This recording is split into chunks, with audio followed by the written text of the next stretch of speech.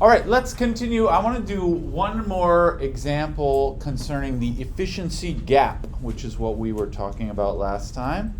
The efficiency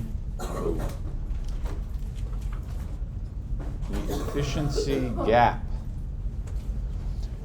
If you recall, the efficiency gap is a sort of statistical measurement of packing and cracking. Really, it measures packing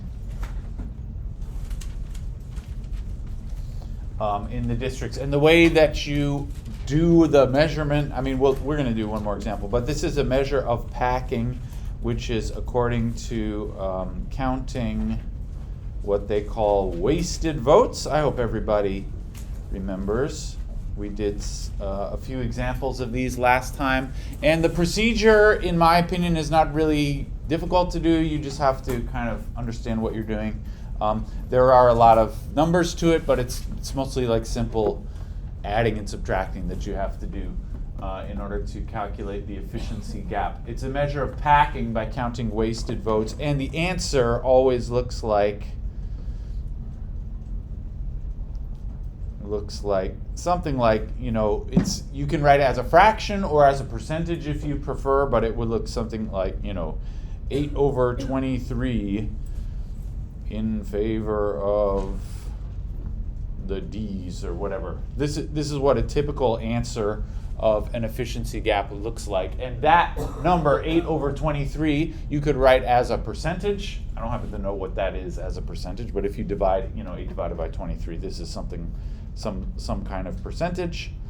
And what that means is, if that was the real efficiency gap, it means that this map, the districts, the arrangement of the districts, is benefiting the D's party to the tune of this much percentage of votes that are being wasted by the other party, more so than that are being wasted by the D's. This is the idea behind the efficiency gap.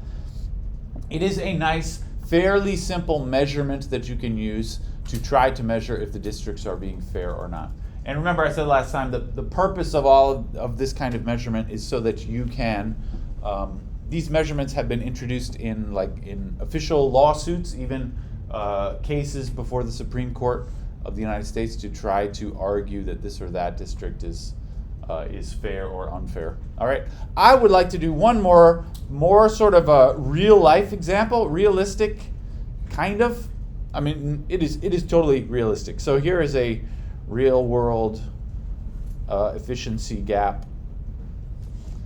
You will see immediately that the numbers are a lot more complicated than the examples that I made up from last time. So on our tests, you should expect examples with more simple numbers, because you're not going to be using calculators. But on the homework, I might ask you to do one or two like these, because the only difference really is that the number's weird. So I would like to find the let's find the efficiency gap for the U.S. House districts in the great state of Oregon. Oregon, as they say. All right, I would like to find the efficiency gap for the House districts in Oregon. And there are 6 of them. So I'm going to make a big chart here. There are 6 districts. Now, last time, all of our examples were based on handouts where I showed you the map, and your first step was to just count up in each district how many are last time it was the D's and the L's, how many from each party are in each district. Now, I'm not going to show you the map this time. I'm just going to tell you the numbers. And actually, you don't even need to look at the map. All you really care about are the numbers that you're counting. So these, I looked up the numbers from the last time. So this is from the election in 2022, which is the most recent election that they have. They're going to do this again, in a couple weeks. But this is the most recent election from 2022. So these numbers, you just have to look them up somewhere, or I'm going to tell you these numbers. So in District 1, the Democrats got 211. I'm writing these in thousands, so 211,000. I'm just going to write 211. And the Republicans got 99,000. I will just tell you all the other numbers. In District 2, it was 100,000 for the Ds, 208 for the Rs. In District 3, 212 and 80. In District 4, 171 and 146. In District 5, 171 and 178. And in District 6, 147 and 139. All right. This is the setup, which, if this were a homework question or whatever, I would just tell you all of these numbers. You can do the rest from there, all right? It's not actually necessary to look at the map. You just have to know all of these numbers. All right, so let's try and fill out, if you recall from last time, I'm going to make sort of a big chart here. The next column is the total voters in each district, and then I will write the threshold to win in each district, and then we need to write, and this is really the most important part, where it's all kind of leading up to, is how many votes are being wasted by each of the Ds and the Rs. So this is what the whole chart is going to look like eventually. We need to fill in numbers everywhere.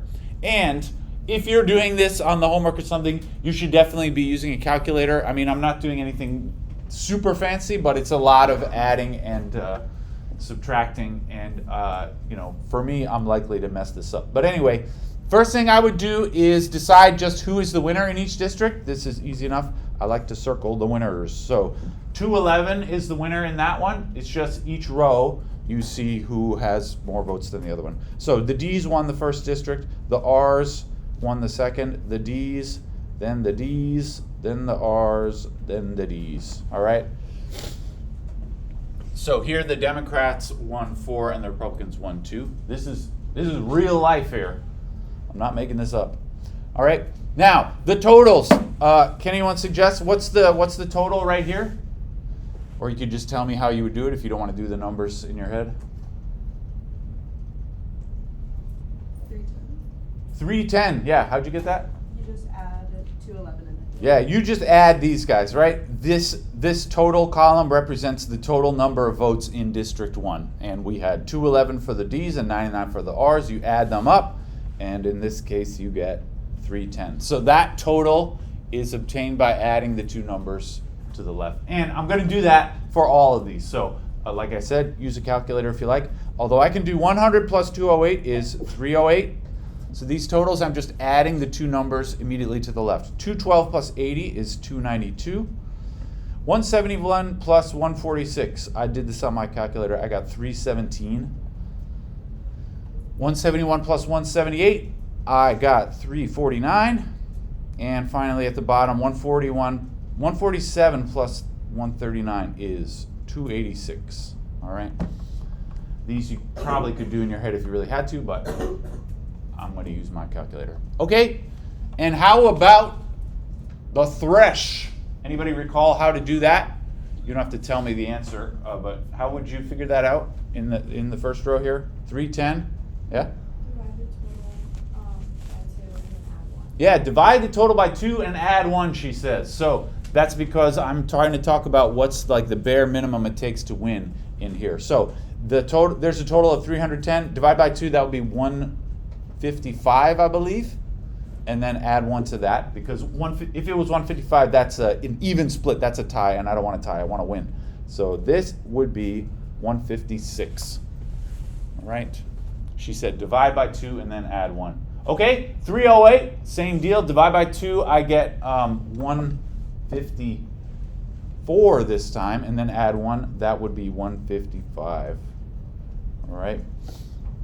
And I did these on my calculator also. So 292, when I did that, divide by 2 and then add 1, I get 147 for that guy. 317, again, divide by 2. Actually, this one is an odd number. If it's an odd number, when you divide by 2, you end up with like a something 0.5, and then you just round it up. Instead of adding 1, you just round that number up. Anyway, for 317, I got 159. For 349, I got 175. And for 286, I got 144. All right? Those are the thresholds to win in each district. in my made-up example, all the totals were always the same. But in real life, these districts are supposed to be roughly the same size, but it's not possible to make them exactly the same size in real life. Because, I mean, of course, you can't even predict exactly who's going to vote. So it's all kind of,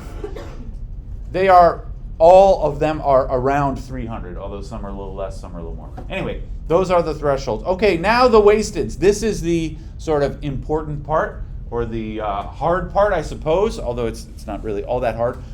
Remember the rule for the wasteds is, first of all, every vote for the loser counts as wasted. So I'm going to start by just writing all of these loser votes, the ones which are not circled, those all just copy directly into the wasted column. So I have 99 for the R's, those are wasted in the first row. 100 for the D's are wasted in the second row. Every vote for the loser is wasted. This 80 is wasted. The 146 is wasted. The 171 is wasted. And the 139 is wasted. All right? I hope you remember from last time. All votes for the loser count as wasted. And then for the winner, anybody remember how to do that? For instance, in the first row here, yeah? Subtract the winner minus the threshold. Yes, you subtract the winning total minus the threshold. The winning votes minus the threshold. Remember, the wasted means how many votes beyond the threshold did you get? Those are the wasted ones. So this number, if I do this, and again, I would use my calculator for this, 211 minus 156, I got 55.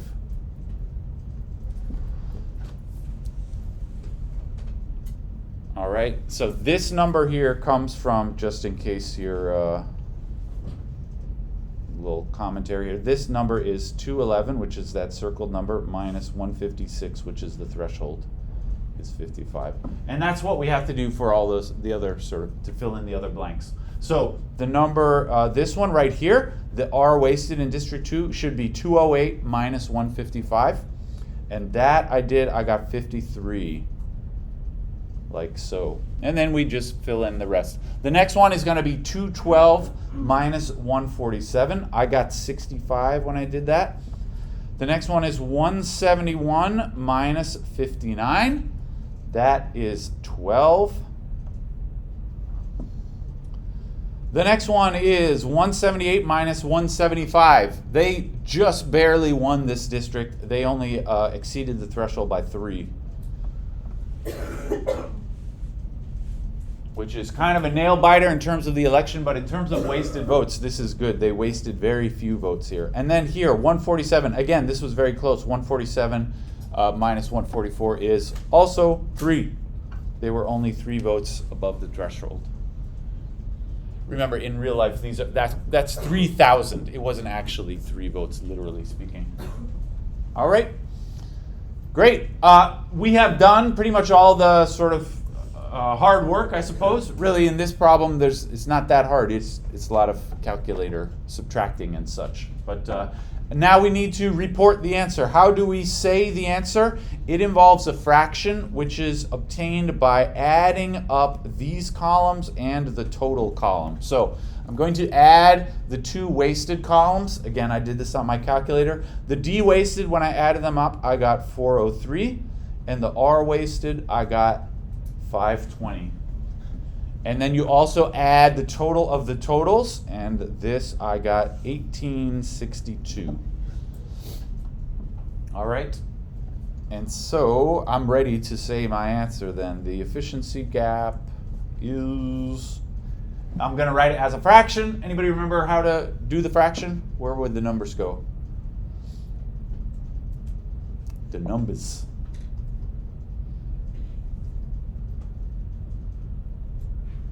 Was it 520 minus 403 over 1862? Yeah, I think so. 520 minus 403 over 1862. Remember, the way you make this fraction is always the top, the numerator, is the difference between the wasted votes. So you take the bigger one minus the smaller one. And then the denominator is the total of the totals. All right? And if you like, so I also, since I had my calculator out anyway, I did this subtracting, which is not a big deal. And then I also just straight up divide this, 117 divided by 1862 to make it a percentage. I get 6.28%. All right?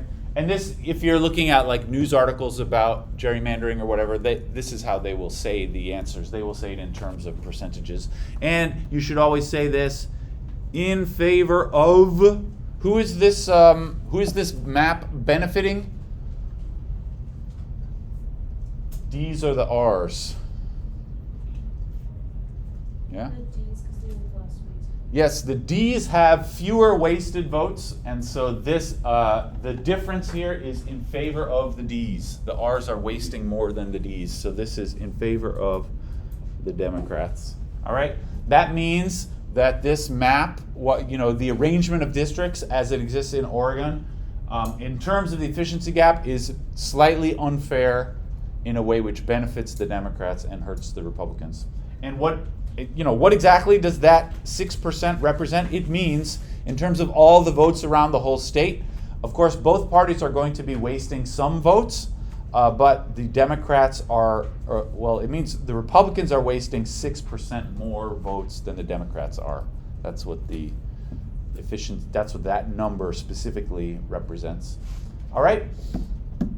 This is, the most kind of involved one of these examples that you might ever want to do by hand. Of course, in real life, all of these calculations would be done on a computer, and you could do this in Excel more or less instantaneously. So this is really a pain to do by hand, but in terms of, is it hard to do in reality? It's not hard at all if you're using a computer.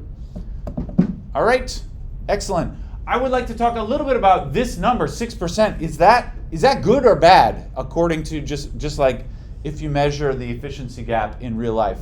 Should I feel good about 6%? Of course, 0% is like theoretically the best possible. That would be the most fair possible, would be 0. But in real life, it's never going to be exactly 0.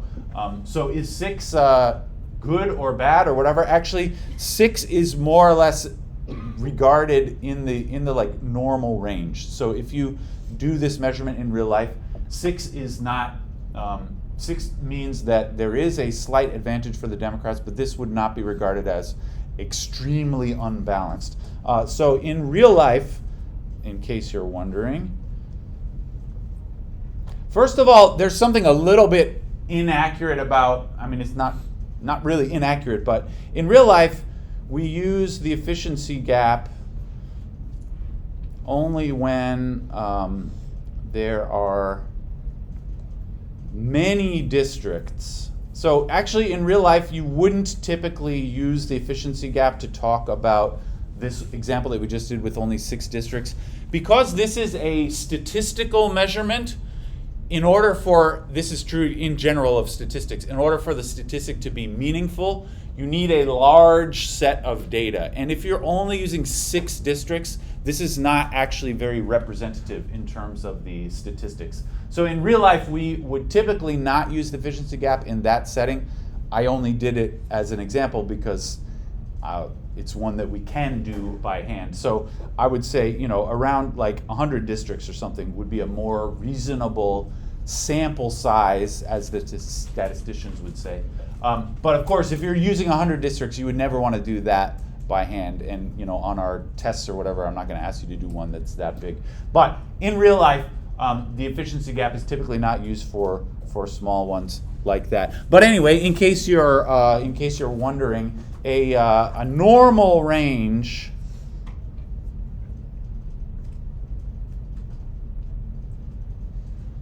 in real life is something like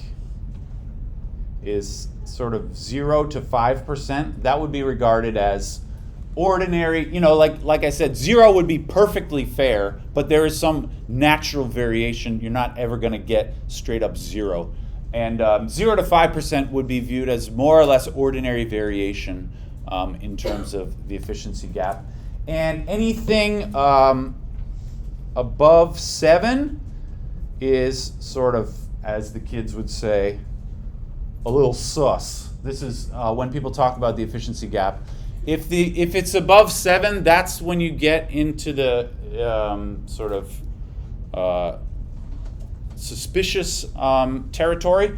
That map that I showed at the beginning of class yesterday of the map of Wisconsin, which you can tell just by looking at the colors, was super packed.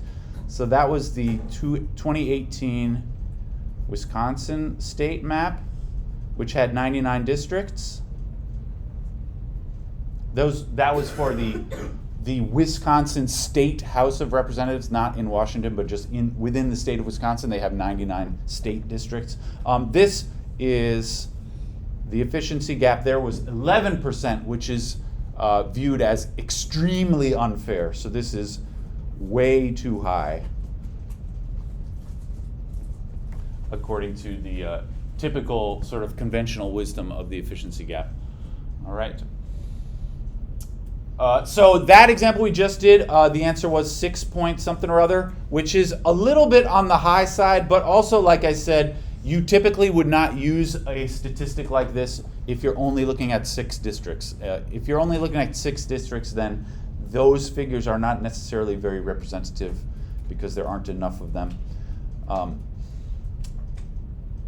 If somehow there were 100 districts in Oregon, then that would be a more meaningful statistic to look at. All right, like I said before, this efficiency gap has been used in major court cases. It actually has been used in cases before the United States Supreme Court. And I will just say, it's interesting if you're interested to read about this. This is a bit controversial to use in court cases. If you want to use the efficiency gap in a court case, you basically have to explain how it works to the judge, which, depending on what kind of a guy or woman the judge is, you may have a hard time getting them to even understand what you're talking about. Like, in my opinion, it's not really that complicated, but if you're talking to somebody who has never heard of it, it's going to take you, 10, 15 minutes to explain, and they might not be into it, what you're trying to explain. Famously, this was argued in front of the U.S. Supreme Court, and the Chief Justice John Roberts of the U.S. Supreme Court, when this was presented to the Supreme Court, and as part of arguments why certain maps were super unfair, John Roberts referred to the whole thing as, this is a direct quote, gobbledygook. Did I spell that right? I don't know. He said basically like, what, you're talking about math now? I'm not into that. And unfortunately, that's that's an obstacle that you will, maybe you all feel the same way every day in this class. But some people in real life are like that, and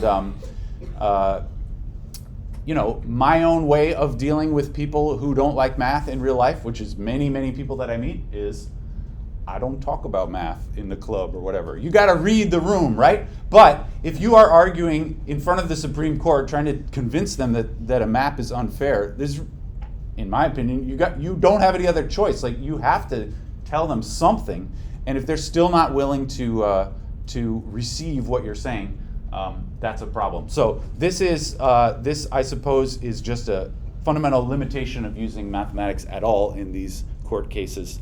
Sometimes the judges are not into it.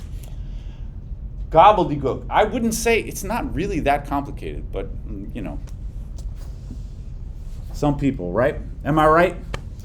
All right, this is all that I wanted to say about the efficiency gap. So you should expect to do maybe one like this where you're using a calculator on the homework, although the ones which will appear on our tests will be much more like the ones we did last time, where the numbers were all manageable to work with in your head. All right, any thoughts about that? Great. What I would like to do next, so that was the next item on our big checklist, efficiency gap. All right, there are 2 more topics on the list concerning gerrymandering, and they are 2 more measures. These are all on the general theme of, can you find some objective way to measure how fair the districts are? And I would like to talk about two more measures. I mean, we're only going to do one today, but these are measures of fairness. And these ones are going to be based on geometry. That is just based on the shapes. So the efficiency gap actually has nothing to do with the shapes. It's all about the numbers and doing all these thresholds and whatever. But you can also judge how fair a district is based on its shape, its specific geometry. So generally speaking, all of these things are about, like, can you look at a map and tell if these districts are fair or kind of sus? And I would say, when you're looking at the shapes, generally speaking, if the shape looks kind of like that, to me, this looks like a fair shape. I mean, it might not actually be fair, but if I see a shape that looks like that, that looks like a normal shape to me that a normal person would draw on a map if they were trying to divide the map up into regions. So that looks like a fair shape, but this, if I see you trying to use this shape on a map, that is a little sus, in my opinion. So this looks like somebody's trying to cheat somehow, right? Not exactly, this is not an illegal shape, but if I see a shape like that on the map, I immediately begin to suspect that somebody has been monkeying with the map in order to play some tricks on me, all right? And that's the idea behind these geometric measures. So is there a way to specifically measure how weird a shape is, right? The one on the top, in my opinion, is not very weird at all. The one on the bottom is super crazy, all right? So what we're going to be talking about, there are more than one way to do this, and we're going to talk about two of them. There's even more that we're not going to talk about, but I would like to talk about specific measures of how weird a shape is. And there are actually specific ways that you can measure how weird a shape is, where you get an answer as a percentage, just like the efficiency gap, where, the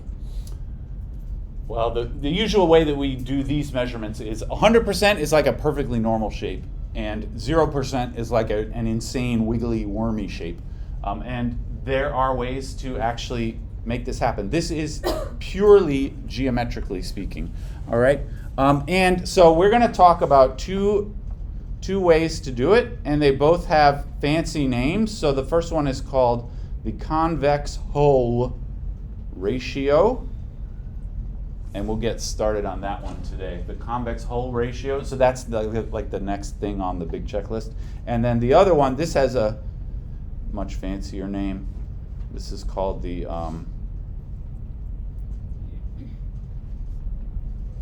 isoperimetric quotient. You can impress your friends by saying those words in their presence.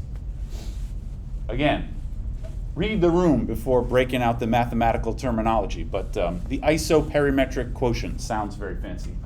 All right, these are two different, very specific ways to measure how sort of wiggly, wormy a shape is.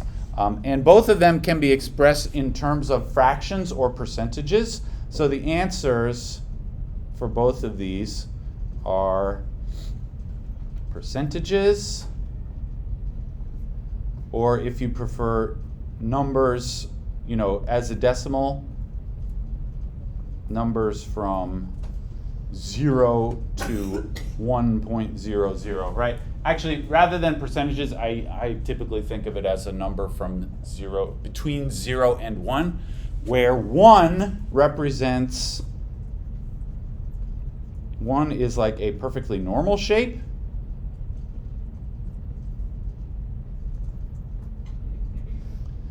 Zero is a crazy, wormy shape, all right? And of course, we have to talk about what exactly do I mean by normal shape? All people, of course, come in different shapes and sizes. and there's nothing wrong with that. But we have to, there is like a specific mathematical way that you can measure whether a shape is normal versus crazy and wormy. Actually, in terms of these measurements, like the shape of my body, like if I do this, is actually quite wiggly wormy. So my own body shape would be judged as not good according to these measurements. But that's what they call a self-disclosure, when I admit in public something that I struggle with. I don't struggle with the fact. It's true, my convex hull ratio of my body is close to 0. All right, anyway, let's talk about the convex hull ratio, and then we'll talk about the other one, the isoperimetric quotient, next time maybe, if we get that far. So what we need to talk about is, let's just talk about some basic geometry first before we get into the details of how to do this convex hull ratio. There is a thing from geometry called the convex hull. And this is something that has anyone heard of this before? This is something that I don't think people talk about in high school geometry, although you certainly could talk about this even to like little kids. It's not a complicated idea, but for whatever reason, it just doesn't come up a lot. First of all, there is a word called convex. So some shapes are convex. This maybe you have heard of before from in high school. Some shapes are convex, some are not. And what that means, the word convex in the context of geometry, for example, a square is convex. A square, if you assume it's really straight on the sides, this is convex. And what that means is, so convex means, it's slightly complicated to say the definition, but it's not a hard concept to understand. It means if we choose any 2 points inside the shape,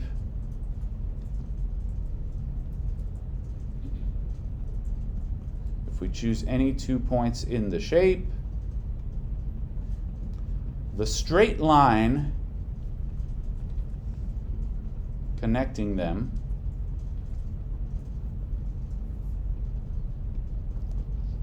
lies entirely in the shape. So this is the definition. I don't know if that sounds complicated. It's actually, once you get a feel for this, it's not very complicated at all to just look at a shape, and you should be able to more or less immediately tell me if it's convex or not. All right, so for example, this square, is it convex or not? You have to imagine if I just take 2 points inside the square, now they could be anywhere, but I'm just choosing them right there. Is it really true that the line connecting those 2 points lies entirely inside the shape? And the answer is yes. The line connecting those 2 points does indeed lie inside the square. The straight line connecting them lies inside the shape. All right, so the square is convex. All right, what about a circle? Let's say a perfect circle like that. Is it convex? You have to imagine if you put 2 points inside the circle and then connect them with a straight line, is that straight line still going to lie entirely inside the circle? What do you say? Show me the thumbs. Is it convex? Yes, it is, or no?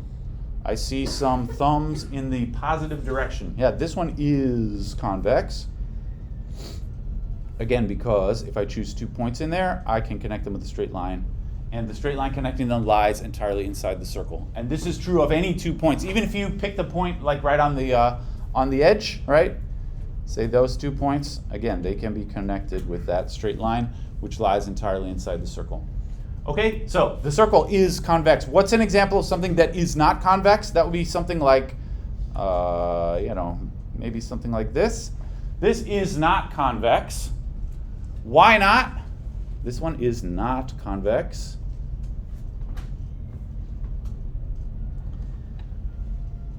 If you think it's not convex, that means actually there are 2 points where the straight line connecting them does not lie entirely inside the shape. Can anyone describe in words, like how would you choose 2 points here so that the straight line between them leaves the shape? hope you can see in your mind where you would put the, yeah? One at the top and then one at the bottom right. Sure. One at the top and one on the bottom right, she says. Yeah, there are many ways that you could do this, but those 2 points, if I connect them with a straight line, it goes outside. That wasn't a very good line. Come on now. It goes outside, right? And that is not allowed for a convex shape. Because that line leaves the region, it means this shape here is not convex. All right?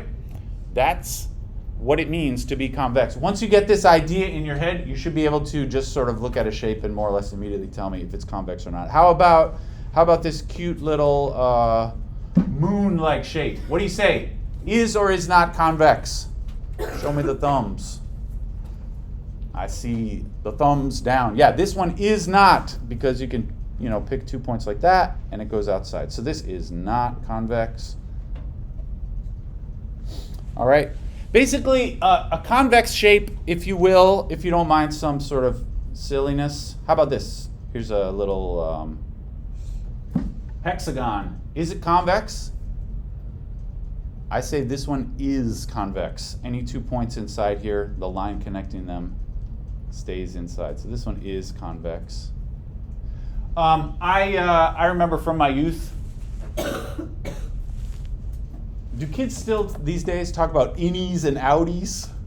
I'm talking about belly buttons here. I don't know if you expected this conversation in our very serious math class this morning. But convex basically means there's no innie parts. But this is not convex because of this innie here, right? If there's an innie anywhere in the shape, it means that you could sort of bridge the gap with a straight line, and therefore it is not convex. This one right here has sort of, you could say this little part here is an innie, or this also is like an innie. This has no innies, right? It's all outies, I suppose, if you want to say that. But there's no like part of the boundary which sort of intrudes into the region, unlike here where there are such parts of the boundary which cut into the center of the shape. All right. This is what it is to be convex or not convex. Now, let's talk about shapes in real life. If you pick up a typical shape in real life. Actually, let's talk about, just because I think you all are sitting at desks which look the same. How about the wooden top of your desk there? Is that convex or not? Actually, I don't know. You guys on the wall have different desk tops than everybody else. But let's talk about these brown ones. I would say, I'm going to try and draw a picture of it. Looks like this. Something like that, right? Is it convex or not? To me, I would say this is kind of close to being convex, but not quite, because this right here is sort of a innie type curve, right? In fact, I could choose a point here, and their straight line would be outside of the shape. So I would say this one is not convex, but kind of close, if you will, because it's really only this little dip which prevents it from being convex. All right, and actually this is true of ordinary shapes that you find in real life, sort of real life lumpy shapes, if you will, are typically never convex. Typically not convex. Even, something like that. That actually is not all that crazy of a shape, but it's not convex because I do see sort of a little innie region right here, and maybe another very little one right there. So this is not convex, but it's pretty close to being convex. Real life lumpy shapes are typically not convex, but maybe close. And this is a thing that it turns out to be important in lots of different settings in geometry.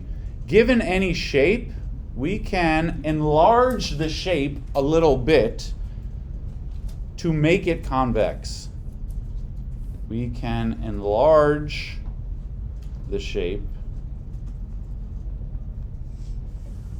to make it convex.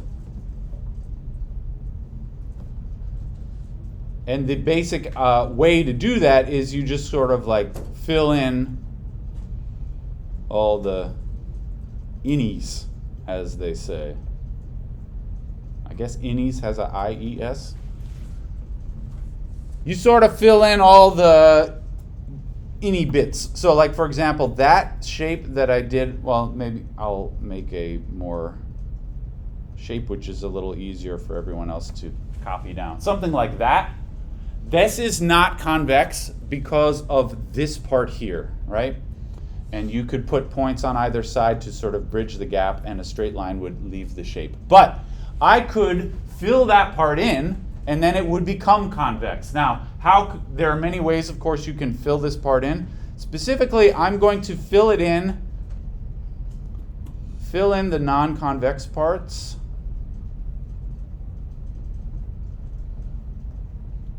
by adding straight lines. Now in this example, there's only one part that I have to fill in. It's that sort of L-shaped bit there. And I'm going to fill it in by adding a straight line across the gap like this. And fill in like so. All right? And once you fill that part in, now the shape is convex, right? It used to have this innie bit, but I just filled it in, so now it doesn't have that bit anymore. Now it is convex. And this new shape that I got, which is a little bit larger than the original shape, now it is convex, and this larger shape has a name. It is called the convex hull. The convex hull is, so the idea is I could show you one shape and I would say, draw me a shape, draw me the convex hull of this shape. What the convex hull is, it's the same as the original shape, but you have filled in all of the non-convex bits of it. All right, so for example, if I took this, maybe this kind of thing from before, if that's my original shape, what does the convex hull look like? Well, you have to sort of look carefully around the shape to detect any non-convex parts, any sort of innie parts. I see basically 3 different regions that need to be filled in. There's this part, and this part, and this part. And I'm going to fill them in by adding individual straight line segments. That would go like here to bridge the gap there. There's another one, similar thing on the left side, like that, and a similar thing on the bottom, like that. All right? And once I fill this whole thing in, that's the convex hull, including, of course, you know, the original stuff too. So the convex hull actually looks like, it looks kind of like a triangle, right? With sort of rounded bits where the corners go. Some kind of a shape like that. All right, this is called the convex hull. Another way to think about the convex hull, and actually if I were explaining this to little kids, I mean this is something that little kids can understand. Another way to explain it would be if you take your original shape and you imagine stretching a rubber band around the outside of it, where the rubber band kind of snaps to is the convex hull. That's exactly the same. It's another way of visualizing the same thing. The rubber band doesn't go in to follow the innie regions, but it does follow the sort of the outie regions. And so this is another way to think about what is the convex hull if you want to explain to a little kid. It's the shape that you get if you wrap a rubber band around something. That's the convex hull. All right, we got 5 minutes. I have this somewhat silly handout here with a bunch of shapes on it. Your job, you could give this to a little kid too. Your job is to draw in the convex hull on each of these shapes. Once you get a feel for it, this is very easy to do, but I want to just make sure that everybody is on the same page here. For each shape, your job is to draw the convex hull, and you can draw it just right on top of the shape.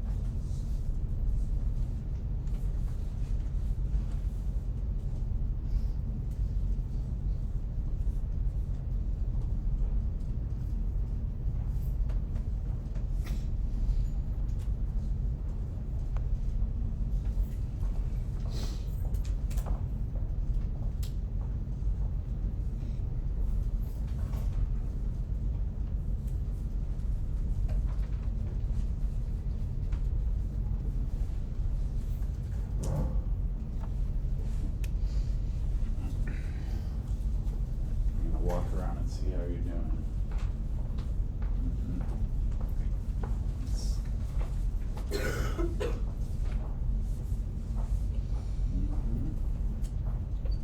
Remember, the segments that you add should be straight lines. I know it's hard to draw perfectly straight lines, but they should be straight. You got too much there. You imagine it's a rubber band. It should go straight across that.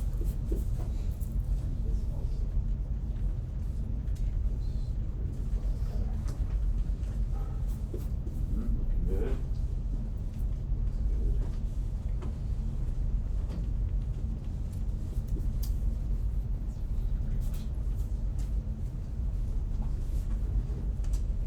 The lines you introduce should be straight. Yeah. Great. You should be using straight lines that look like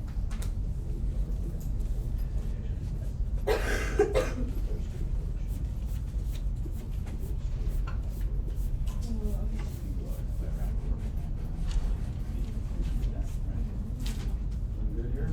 Yes.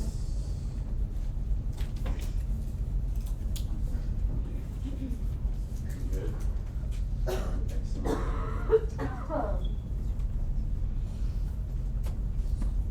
Good.